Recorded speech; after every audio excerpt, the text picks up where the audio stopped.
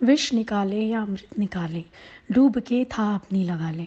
अपने अंदर देख लो, विष भी रखा है, अमृत भी रखा है, तुम क्या निकाल रहे हो? दुख भी रखा है, सुख भी रखा है, तुम क्या निकाल रहे हो? इम्पॉर्टेंट तो ये है तुम अपने अंदर से किस चीज़ को प्रकट करते हो। जो प्रकट करोगे सो ही प्रकट हो जाएगा। अब भगवान बुद्ध ने भी तो देखी हालतें, बीमार देखा, गरीब देखा, वृद्ध देखा, मृत देखा, पर सब परिस्थितियाँ उनके वैराग्य का आधार बन गई। उसके बाद वो सत्य की खोज पर निकल गए। देखो कितनी चोट लगी। अब आप क्या नहीं देखते हो? रोज़ देखते हो, थोड़ी देर के लिए हलचल में आते हो, फिर मस्त हो जाते हो। या तो इस हलचल को इतना बढ़ा लो कि सत्य को पाए बिना चैन ना आए, या फिर ज्ञान से मिथ्या को मिथ्या करके देखना सीखो। ये भी नहीं कि दुख मिथ्या है, सुख भी मिथ्या है। ये भी नहीं खाली दुख परीक्षा है, सुख भी अपने आप में परीक्षा है। दोनों बातों की हमें समझ होनी चाहिए, विचार होना चाहिए।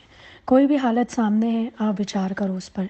जिज्ञासु जब विचार करता है, हर परिस्थिति उसके लिए एक सबक बनती है, चाहे वो अपने ऊपर हो या सामने वाले के ऊपर हो। भगवान राम बोलते थे, जो दूसरों के अनुभव से सीख लेता है उसको अपना कुछ गंवाना नहीं पड़ता। ये सच्चाई है। ऐसी नज़र होनी चाहिए, हर बात पे हम विचार करें और विचार से हम आगे बढ़ें। हमारे पास एक ट्रैक है, चलते हुए इस मार्ग पर हमें सीखना तो हर चीज़ से है। अब हर परिस्थिति अपने ऊपर तो होगी नहीं, सारी परिस्थितियाँ तो अपने साथ घटेंगी नहीं।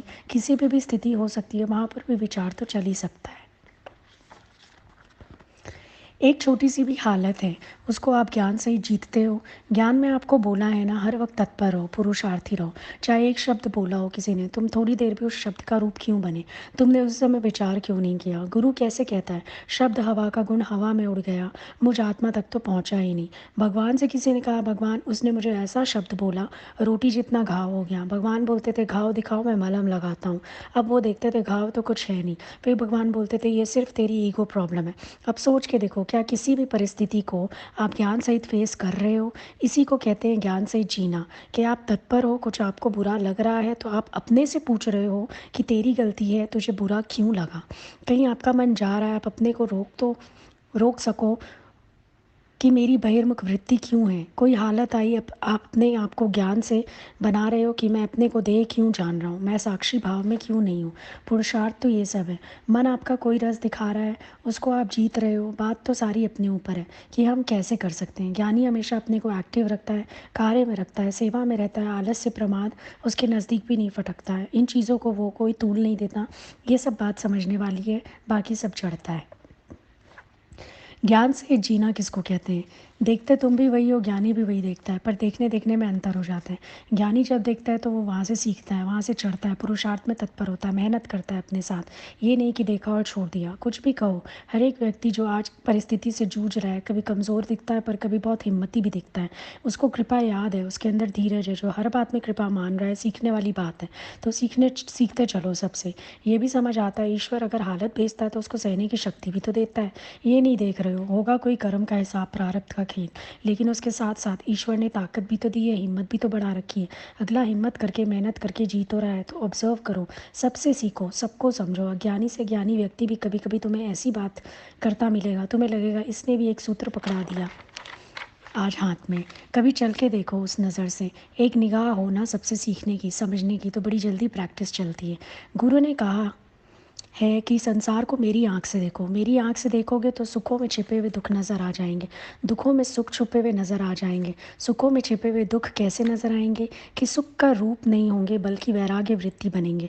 अंदर से ही महसूस होगा कि हमको इन चीज़ों को जीतना है, कुछ भी नहीं रखा। हर सुख के पीछे दुख है, विचार आएगा और हम उसका रूप नहीं बनेंगे। दुख के पीछे छिपा हुआ सुख कैसे दिखेगा कि बलिहारी उस दिख के जो पल पल नाम जपाए। वो दुख भी अच्छे, परिस्थितियाँ भी अच्छी जो मेरे को परमात्मा की शरण में ले आई।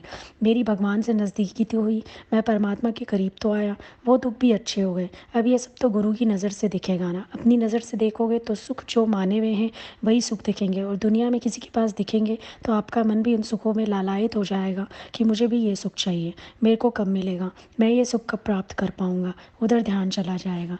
दुख देखोगे परेशान हो जाओगे, हाँ ये इतना दुखी, कल मेरे पास आ गई हालत तो मैं क्या करूँगा, लेकिन उसमें कल्याण नहीं है। गुरु की दृष्टि से देखो तो दुख भी सुख रूप नज़र आ सकते हैं। दुख विच सुख मनावा, दुख में सुख अनुभव करना है और सुख में छिपे हुए दुख को अनुभव करना है, तब आता है संभाव। तब आएगा ना। अगर हम सुख का रूप हो गए तो दुख का भी होएंगे, पर सुख दुख दोनों को जब हम फलोर के देखते हैं तो बैलेंस आने लगता है। जिस सुख के पीछे हम भाग रहे हैं, अंत तो उसका दुख ही है। ज्ञानी सावधान हो जाएगा कि एक इशारा मिल गया कि ये परिस्थिति तो गड़बड़ है, ये सुख तो गड़बड़ है, इसके पीछे छिपा हुआ दुख है। हर सुख को देख लो आप, उसके पीछे दुख का इशारा मिलता है, और दुखों के पीछे सुख का इशारा क्या मिलता है? कम से कम ईश्वर की याद तो आती है। जब पीड़ा अधिक हो, तकलीफ होना, कोई नहीं याद आता, बस भगवान की ही याद आती है, ईश्वर ही याद आते हैं। और बड़ा बेनिफिट है, ये होता है कि दुख हमें ये बताते हैं कि सुख कितने मिथ्या हैं, संसार के और क्षणिक हैं। पता चलता है भाई, कल तक सुख था, आज एक दुख ने सारे सुखों में आग लगा दी। अनुभव किया कभी? अब समझो किसी को कैंसर जैसी तकलीफ आ गई, रग रग में बेचारे के कीड़े घूम रहे हैं, उसको हम 25,000 की साड़ी ला दें, 10 लाख का नेकलेस ला दें, भाई तू पहन, बंगला ले देते हैं, चल हवाई जहाज में घुमा के लाते हैं, क्या? एक दुख को इतनी ताकत है, सारे सुखों को आग लगा देता है। एक दांत का दर्द, एक सिर का दर्द, कुछ नहीं अच्छा लगने देता।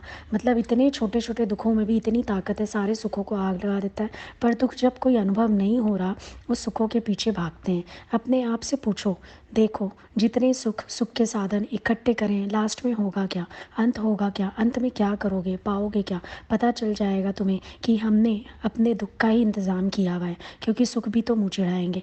इकट्ठे तो कर लिए, अब एक दुख में इतनी ताकत कि सुख कोई लेने देता नहीं, फिर ये सुख मुँह चिढ़ाएंगे। इतने बेकार के हैं ये सुख सारे, मिलकर 1 टके का दुख नहीं दूर कर सकते, खोखले हैं सारे। इतना पावरफुल है ये दुख कि पूरा ध्यान खींच लेता है मेरे अटेंशन की, मुझ में अटेंशन पे कर, कहीं ध्यान नहीं दे सकते। सुख में छिपा हुआ दुख समझ में आता है, क्या है ये, क्या सुख है? अभी का अभी ये सुख दुख में बदल सकता है, इसको बोला क्षण भंगुर, 1 मिनट में बदल जाएगा। अभी सुख है, अभी दुख है, इसी का नाम है माया। ये तो खेल ऐसे ही चलेगा। तुम अजीब अजीब सी प्रेयर्स करते हो, भगवान कह रहा है हालत ही नहीं है, तुम कह रहे हो मेरी प्रार्थना स्वीकार करो, भगवान दुख दूर करो, वो कह रहा है दुख है ही नहीं, भगवान मेहर करो, वो कहता है मैंने कहर किया ही नहीं, भगवान कह रहा है हालत नहीं है, सब तेरा ख्याल है, इल्यूजन है, सो तू सोच के छोड़ दे, तू अपनी चलानी छोड़ दे। जिसको छोड़ नहीं पा रहा वो तुम्हारा दुख है, बाहर दुख कहाँ है? कहीं नहीं है। तुम सबको अपने अकॉर्डिंग चलाना चाहते हो, सद्बुद्धि की ज़रूरत तुम्हें और किसी को नहीं, क्योंकि सद्बुद्धि ये है जो जैसा चल रहा है चले, मैं अपने को बना लूँ, मैं अपनी शांति में रहूँ। छोटी छोटी बातों के कारण मेरी शांति क्यों फिट रही है, मैं ये विचार करूँ। जो परमात्मा की मर्ज़ी वो मेरी मर्ज़ी, एक्सेप्ट करो उसको, तो दुख नहीं है। तुम बोलो मैं तो लोगों को देखा, उसका हट, उसका अहंकार, उसकी ज़िद, नहीं, ज़िद तुम्हारी है कि तुम उसको मोड़ना चाहते हो, उसकी नहीं। उसको जो पार्ट मिला है, जो किरदार मिला है, वो भगवान ने बनाया है, बहुत अच्छा प्ले कर रहा है। तुम अपना विचार ठीक करो। अजीब सी बात है, तुम्हें दूसरों का सब अनुभव हो जाता है, जबकि ये भी तुम्हारी गलती है। जो भगवान को जिससे कराना है वो करा रहा है, वेरी वेल प्लेड। ये समझ लो, सत्संग आने का मतलब है अपने साथ मेहनत। क्या तुमने अपने मन को ज्ञान में से बनाया? आज परिस्थिति आई, मेरा आनंद नहीं फिटा, आज हालत आई, मैं शांति में रहा, मुझे सुख दुख लगता ही नहीं, मुझे खुशी ही नहीं होती और गमी भी नहीं होती। कभी कहा ऐसा सत्संग में आने के बाद, ज्ञान सुनने के बाद?